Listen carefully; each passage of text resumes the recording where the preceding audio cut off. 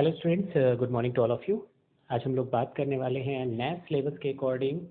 तो चैप्टर 1 जो है नए सिलेबस में वो है basic concept of information technologies. इस पर हम पहले भी बात करते चले आ रहे हैं कि कॉन्सेप्ट क्या है इंफॉर्मेशन टेक्नोलॉजीज़ के, उनके डिवाइसेस क्या हैं, ज़रूरी इंस्ट्रूमेंट्स क्या हैं कंप्यूटर्स को नेटवर्क से जोड़ने के लिए। तो उन्हीं सब चीज़ों पर आज दोबारा से हम लोग बात करने वाले हैं, टॉपिक वाइज बात करने वाले हैं। तो शुरू करते हैं। द बेसिक इंफॉर्मेशन टेक्नोलॉजीज़ में द बेसिक्स का क्या रोल है? किसी भी चीज़ की शुरुआती जानकारी, ज़रूरी जानकारी, ये बेसिक्स कहलाता है। जैसे बेसिक शिक्षा मतलब है प्राइमरी एजुकेशन सभी के लिए। ऐसे ही यहाँ पर बेसिक्स इंफॉर्मेशन का बेसिक्स क्या है, इंफॉर्मेशन कैसे बनती है, कैसे डिस्ट्रीब्यूट की जाती है, उन्हीं के बारे में हम लोग यहाँ पढ़ेंगे। तो सबसे पहले टॉपिक लेते हैं, व्हाट इज इंफॉर्मेशन। आप इंफॉर्मेशन से क्या समझते हैं या जानकारी से क्या समझते हैं? तो information is data processed for some purpose. किसी खास पर्पज के लिए जो प्रोसेस डेटा होता है उसे हम कहते हैं information. It is any form of communication. ये किसी भी तरीके का कम्युनिकेशन हो सकता है, डेटा किसी भी तरीके का हो सकता है, वॉइस डेटा हो सकता है, वीडियो डेटा हो सकता है, टेक्स्ट डेटा हो सकता है, इमेज डेटा हो सकता है, पिक्चरल डेटा हो सकता है, और टेक्स्ट और पिक्चर का मिक्सचर जिसे हम प्रेजेंटेशन में स्लाइड्स की फॉर्म में देखते हैं वो हो सकता है। कुछ भी हो सकता है, इनके कॉम्बिनेशंस हो सकते हैं, किसी भी फॉर्म में हो सकता है, किसी भी टाइप का कम्युनिकेशन हो सकता है। Provide understandable and useful knowledge for the person receiving it. जो आदमी इंफॉर्मेशन ले रहा है वो इससे जानकारी इकट्ठी कर पाए, समझ पाए ज़्यादा से ज़्यादा अच्छे तरीके से, और उस जानकारी के बेसिस पर उसको नॉलेज हो। यही है इंफॉर्मेशन का मेन मोटो। और यहाँ पर डेफिनेशन इसीलिए दी गई है। तो पूरी डेफिनेशन को मैं एक बार फिर से बोलता हूँ। Information is a data processed for some purpose. किसी खास पर्पस के लिए डेटा को प्रोसेस करना। It is any form of communication. ये किसी भी तरीके का फॉर्म कम्युनिकेशन फॉर्म हो सकता है। दैट प्रोवाइड, जो हमें प्रदान करता है, अंडरस्टैंडेबल, समझ, यूजफुल नॉलेज, जानकारी, and person receiving to it, जो पर्सन उसको लेता है। अब इसको एक और तरीके से कहते हैं डेटा क्या होता है, छोटी और फॉर्म। इंफॉर्मेशन तो समझ में आ गया, वो जानकारी होती है किसी डेटा के बेसिस पर। डेटा क्या होता है? जिससे मिलकर इंफॉर्मेशन बनती है। डेटा इनपुट फॉर्म होता है किसी भी जानकारी का शुरुआती, एक तरीके से कह दे, शुरुआती लक्षण है। शुरुआत में जो चीज़ें मिलती हैं उनको इकट्ठा करके सही तरीके से अरेंज करना, जो कि इंफॉर्मेशन बनाता है। जैसे अगर मैं बात करूं किसी का नेम, तो मान लिया मेरा ही नाम सोमेंद्र। ये कहने से इंफॉर्मेशन नहीं बन जाती। अब इसमें आगे कुछ हम जोड़ देते हैं, the teacher of the president school. तो थोड़ी सी जानकारी बढ़ गई, डेटा भी बढ़ गया, और उससे थोड़ी सी जानकारी मिलनी स्टार्ट हो गई। तो अब एक जानकारी दे सकते हैं, सोमेंद्र जो कि टीचर है द प्रेसिडेंट स्कूल का। अब इतनी जानकारी बहुत है, मतलब ये कहलाएगी जानकारी। लेकिन शुरुआत में सोमेंद्र से कोई जानकारी नहीं मिल रही थी। हाँ, ये हो सकता था कि ये कोई पर्सन का नाम है, इतना समझ में आ रहा था। तो जानकारी उसे ही कहते हैं, जितने ज़्यादा डेटा इकट्ठे होते जाते हैं जानकारी उतनी बड़ी होती जाती है, इंफॉर्मेशन बढ़ती जाती है। What is computer? कंप्यूटर क्या है? A computer is a general purpose programmable device that is used for production, computer एक जनरल पर्पस प्रोग्रामेबल डिवाइस है, एक ऐसा डिवाइस जो इसको हम प्रोग्राम कर सकते हैं, जिसके अंदर हम चीज़ें बदल सकते हैं, लिख सकते हैं, वर्क कर सकते हैं अपने according, and that is use for production and processing of information, जो जानकारी को बढ़ाता है, प्रोडक्शन करता है, एंड उसमें बदलाव करता है, प्रोसेसिंग ऑफ इंफॉर्मेशन की प्रोसेसिंग करता है, अलग अलग तरीके की इंफॉर्मेशन को वो बनाता है, प्रोडक्शन करता है। It is also capable of calculating and storing result. इसमें एक और खासियत है कि ये चीज़ों को इकट्ठा करके रख सकता है और गणनाएं कर सकता है, मतलब कैलकुलेशंस कर सकता है। तो कैलकुलेशंस की कैपेबिलिटी भी है, स्टोरिंग की कैपेबिलिटी भी है। ये दोनों कैपेबिलिटी होने के साथ ही साथ ये जानकारी प्रोड्यूस करता है, बनाता है। ये दोनों जो डेफिनेशंस आए कंप्यूटर की और आपके इंफॉर्मेशंस की, ये आगे इससे बढ़ते हैं। What do you mean by general purpose? यहाँ एक वर्ड आया था, जनरल पर्पस के लिए कंप्यूटर को डिज़ाइन किया गया है। तो अब डेफिनेशंस के ही कुछ वर्ड से लेकर हम और आगे कॉन्सेप्ट बनाते जाएंगे, ताकि आप उन चीज़ों को क्लियर करते जाओ। आपके ऐसे आता है जनरल पर्पस के लिए लगाया गया, जनरल पर्पस के लिए, तो आपको समझ में आना चाहिए जनरल पर्पस होता क्या है। Most devices can describe by their functions. Her device, ज़्यादातर डिवाइस अपने फंक्शंस के कारण पहचानी जाती हैं। जैसे वॉशिंग मशीन क्या करती है, सभी को मालूम है, वो कपड़े धुलने के लिए और सुखाने के लिए यूज़ करी जाने वाली मशीन है वॉशिंग मशीन। बेसिकली नाम ही से पता चलता है कि ये वॉशिंग के लिए डिज़ाइन की गई मशीन है। डीवीडी प्लेयर एक ऐसा प्लेयर जो कि वीडियो प्ले करने के लिए बनाया गया है, digital video display player. Computer however can be use to almost any purpose. Computer को लगभग हर पर्पस के लिए हम यूज़ करने लगे हैं। एज अ टाइपराइटर के लिए भी, वीडियो एडिटर के लिए, एड्रेस बुक के लिए, डीवीडी वीसीडी प्लेयर के लिए, एंड मैनी अदर्स, और अलग अलग चीज़ों के लिए। इसी को अगर हम जनरल पर्पस कहते हैं, हर तरीके के लिए अगर कोई जानकारी इकट्ठी करके हम यूज़ करने में उसे दे दें, तो उसे हम कहते हैं जनरल पर्पस के लिए डिवाइस बनाना। अब ये जनरल पर्पस है। स्पेसिफिक पर्पस किसे कहते हैं? किसी खास चीज़ के लिए काम करने वाला। तो कंप्यूटर बहुत सारे काम कर सकता है, जनरल वर्क के लिए यूज़ किया जाने वाला है, जनरल डिवाइस है। Computer are programmable. क्यों इसे कहा जाता है कंप्यूटर आर प्रोग्रामेबल? यहाँ पे 3 पॉइंट्स आपको दिख रहे होंगे। उसके बेसिस पर हम कहते हैं कि कंप्यूटर एक प्रोग्रामेबल डिवाइस है। Computer respond to instruction in the form of program. Computer work करता है, इंस्ट्रक्शंस पर हम कमांड देते हैं और कंप्यूटर उस पर काम करता है। माउस से क्लिक करते हैं एप्लीकेशन खोलने का उसको संदेश मिलता है कि खुलना है, और कमांड देते हैं, क्लोज का कमांड, पेस्ट का कमांड, कॉपी का कमांड। तो वो command based, instructions based program है जो उस पर रिस्पॉन्स करता है। तो इसलिए प्रोग्रामेबल कहते हैं, computer are programmable. Program are written in order to make computer behave in a specific way. Computer के जो प्रोग्राम होते हैं वो कंप्यूटर्स को ऑर्डर देते हैं वो कैसे काम करे, how to behave in a specific way.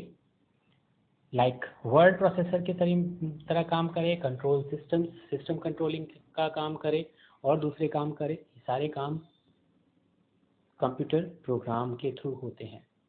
Programme are stored in computer memory, और प्रोग्राम को स्टोर होने के लिए मेमोरी चाहिए। प्रोग्राम को जगह चाहिए जहाँ पर वो स्टोर हो सके, तो मेमोरी चाहिए। किसी भी चीज़ को स्टोर करने के लिए मेमोरी चाहिए। तो ये 3 पार्ट हैं, मेमोरी चाहिए उसको, इंस्ट्रक्शन चाहिए कि ताकि वो चल सके, और प्रोग्राम लिखे जाते हैं स्पेसिफिक वे में कि कैसे उनको चलना है, किस ऑर्डर में चलना है, कब चलना है, और ये डिसाइड करता है सिस्टम कंट्रोलर। अब एक कंप्यूटर में एक आपने टर्म पढ़ा था, IPO, तो IPO यहाँ पर आपको दिख रहा होगा, input for I, P for process and O for output. तो इसे हम ब्लैक बॉक्स मॉडल भी कहते हैं। ब्लैक बॉक्स मॉडल क्या होता है, आपने सुना होगा कि अगर प्लेन क्रैश कर जाता है कभी, तो वहाँ पर ब्लैक बॉक्स ढूंढा जाता है। ब्लैक बॉक्स में सारी इंफॉर्मेशन कलेक्ट करके रखी जाती है। वो शुरुआत से लेकर फ्लाइट की स्टार्टिंग से लेकर, जैसे ही फ्लाइट रनिंग स्टार्ट करती है, टेक ऑफ करती है और लैंड करती है, उसके बीच में ये ब्लैक बॉक्स सारी की सारी information, recording, video recording, voice recording and so on, जो भी चीज़ें हैं वो इसमें स्टोर होती रहती हैं। और क्रैश होने के बाद ये वहाँ से इंफॉर्मेशन कलेक्ट करके, ब्लैक बॉक्स इंफॉर्मेशन जो होती है वो सारी इंफॉर्मेशन को कलेक्ट करके हमें समझने में मदद करती है कि क्या चीज़ें हुई, कैसे हुई, इंफॉर्मेशन देती है, हमें आउटपुट देती है। इनपुट, प्रोसेस, आउटपुट, आपको एरोज दिख रहा होगा। इनपुट प्रोसेस करवाने का काम करता है और जब प्रोसेस हो जाता है तब आउटपुट निकलता है। एग्जाम्पल के तौर पर अगर दो नंबर्स को ऐड करना है तो दो नंबर हम इनपुट कराएंगे और तीनों साइन, मतलब 3 इनपुट कराएंगे, प्लस साइन इनपुट कराएंगे और 5 इनपुट कराएंगे। अब ये चलेगा प्रोसेस के पास में, प्लस साइन से ये पहचानेगा कि ये एडिशन करने वाला है। यहाँ पर ALU सेक्शन जो है, ALU अर्थमेटिक लॉजिक यूनिट, वो चेक करेगी कि यहाँ पर अर्थमेटिक में एडिशन का साइन है, तो ये जो डेटा आ रहा है ये नंबर टाइप का डेटा होगा और इसको ऐड करना है। कर दिया उसने ऐड, दोनों को ऐड करने के बाद जो रिजल्ट आया वो 8 है। तो आफ्टर प्रोसेसिंग ये रिजल्ट प्रोड्यूस कर रहा है कि एडिशन का साइन था, इसलिए हमने दो नंबर्स को ऐड कर दिया। Component of computer systems. Computer systems के कंपोनेंट क्या होते हैं, क्या क्या कंप्यूटर सिस्टम में यूज़ किया जाता है? तो पहला है हार्डवेयर, द फिजिकल पार्ट, जो जिसे हम टच कर सकते हैं, छू सकते हैं, महसूस कर सकते हैं, देख सकते हैं। उन सारे पार्ट्स को हम फिजिकल पार्ट्स कह सकते हैं या कहते भी हैं, हार्डवेयर पार्ट कहलाते हैं।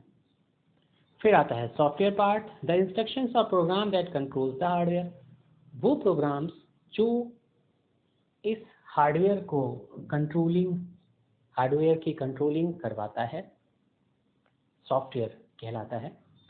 और कंप्यूटर में सॉफ्टवेयर का काम कंट्रोलिंग का होता है, हार्डवेयर का काम वर्किंग एनवायरनमेंट प्रोवाइड करने का होता है। Third, the human being. Human being मतलब हम या प्रोग्रामर जो कंप्यूटर से वो काम करवाता है, यूज़र जो कंप्यूटर से वो काम करवाता है। तो human being, the brain behind the whole systems, जो इंस्ट्रक्शन देने का काम करता है या वर्क करवाने का काम करता है।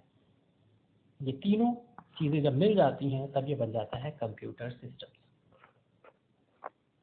टाइप्स ऑफ कंप्यूटर सिस्टम्स, कितनी तरह के कंप्यूटर सिस्टम्स होते हैं? तो हम 4 तरह के कंप्यूटर सिस्टम्स यहाँ देख रहे हैं। Super computer, main frame computer, mini computer and micro computer या पर्सनल कंप्यूटर। हम इसको नीचे से ऊपर की ओर ऑर्डर में देखेंगे। पर्सनल कंप्यूटर, जो हम कंप्यूटर यूज़ करते हैं, जो हमारे इंडिविजुअल यूज़ के लिए होते हैं, वो कंप्यूटर कहलाते हैं पर्सनल, इसीलिए उसको हम पर्सनल, खुद का पर्सनल कंप्यूटर कहते हैं। ये माइक्रो प्रोसेसर आने के बाद बने थे, मतलब ये घरों तक पहुँचे जब इनकी साइज़ इतनी छोटी हो गई थी कि ये टेबल पर रख कर वर्क करने लायक हो जाए। डेस्कटॉप के फॉर्म में पहुँचे थे, बाद में ये लैपटॉप में बदल गए और अब स्मार्टफोन और दूसरे डिवाइसेस के थ्रू हमारे पास ये पर्सनल कंप्यूटर्स हमारे अवेलेबल हैं।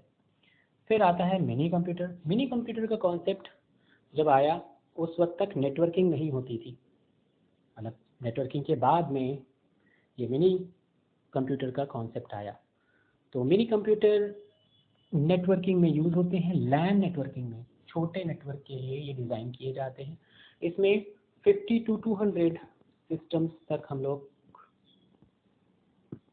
ऐड कर सकते हैं, मतलब एक नेटवर्क में 50 से लेकर 200 सिस्टम हो सकते हैं और ये सर्वर कहलाता है। नेटवर्क में एक सर्वर और बहुत सारे क्लाइंट सब पर्सनल कंप्यूटर बनते हैं, पीसीज बनते हैं, जुड़ते जाते हैं नेटवर्क में लैन से।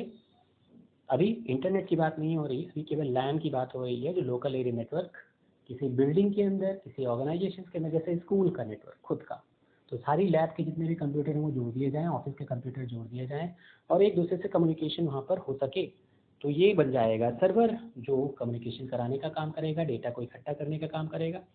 और जितने भी वर्क करने वाले कंप्यूटर हों वो कहलाएंगे माइक्रो कंप्यूटर या पर्सनल कंप्यूटर या क्लाइंट। अब आती है मेन कंप्यूटर्स की बात। मेन फ्रेम कंप्यूटर जो होते हैं वो सर्वर, मेन सर्वर का काम करते हैं।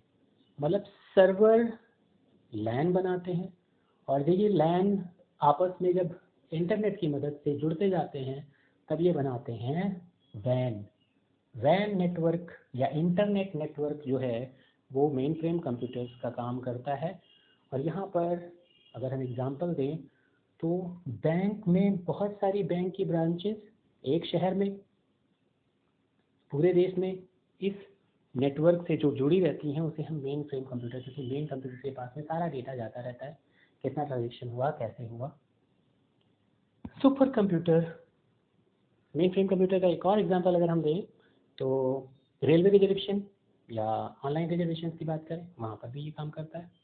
एक ही सिस्टम जिससे कि सब पूरा कंट्रोलिंग का काम हो रहा है।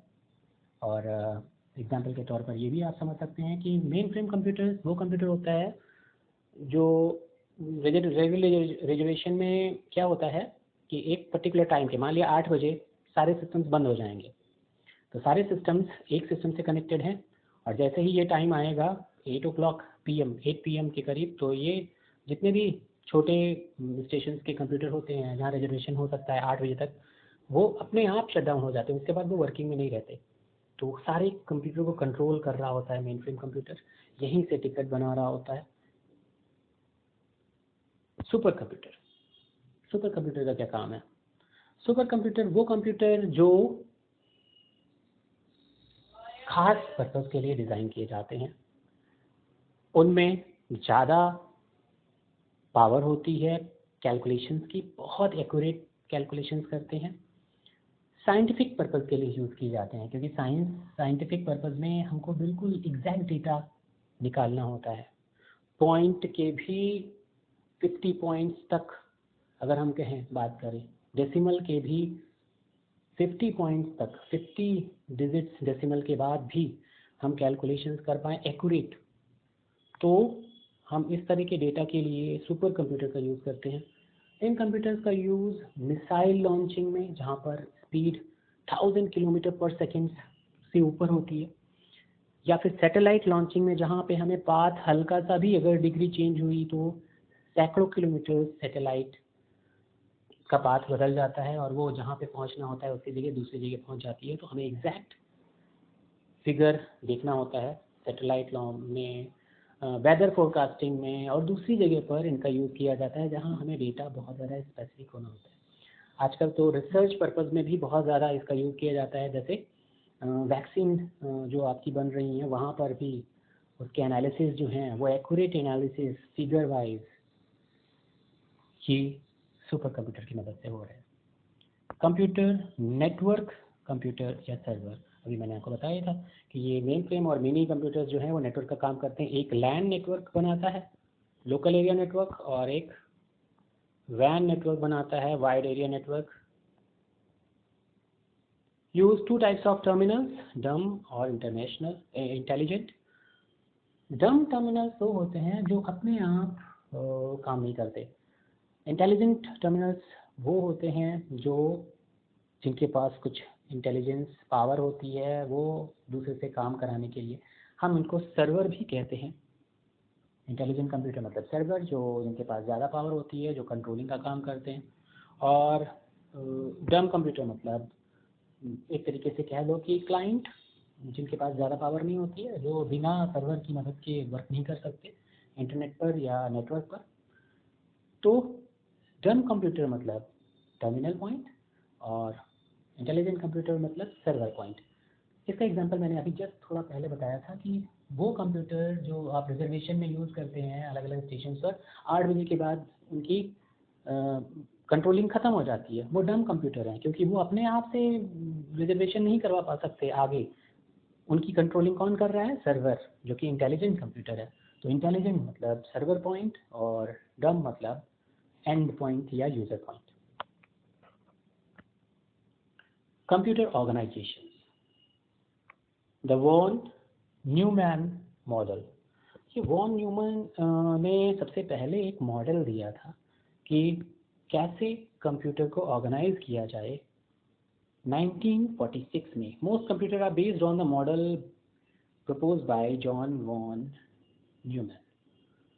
यहाँ पर क्या उन्होंने कहा, the logic unit of this model are stored program, central processing unit, fetch and execute program, and memory part, and input and output devices. इन्होंने बताया कि हमारे पास कंप्यूटर में ये सब चीज़ें होनी चाहिए, एक इनपुट आउटपुट डिवाइस होना चाहिए, एक मेमोरी डिवाइस होना चाहिए, एक सेंट्रल प्रोसेसिंग यूनिट होनी चाहिए और एक लॉजिक यूनिट होनी चाहिए जो हमारा काम कर पाए या कंप्यूटर्स को अच्छे से चला पाए। और इसी मॉडल पर कंप्यूटर को बनाया गया है, इसी को आईपीओ करा गया और प्रोसेस में कंट्रोलिंग और लॉजिक यूनिट डाले गए थे। ये सारी चीज़ें अभी तक चल रही हैं और वॉन न्यूमैन के सिस्टम्स को, जो आईपीओ का सिस्टम्स और प्रोसेस के अंदर में फैचेज एंड एग्जीक्यूट प्रोग्राम्स की बात हो रही है, ये सीक्वेंशियल एग्जीक्यूशंस की बात हो रही है, ये सभी कॉन्सेप्ट दिए थे वॉन न्यूमैन ने और आज तक कंप्यूटर इन कॉन्सेप्ट्स को मोर और लेस फॉलो करते चले आ रहे हैं। तो ये आईपीओ कॉन्सेप्ट आज हम लोग यहीं पर इसको टॉपिक को ख़त्म करते हैं। आपको यहाँ पर नोट्स आपके मैंने पीडीएफ फॉर्म में भेजे दिए हैं, आप कोशिश करिए कि उन नोट्स से अपनी कॉपी में उनको नोट डाउन करते रहिए और उनकी एक बार रीडिंग कर लीजिए। Okay, have a nice day.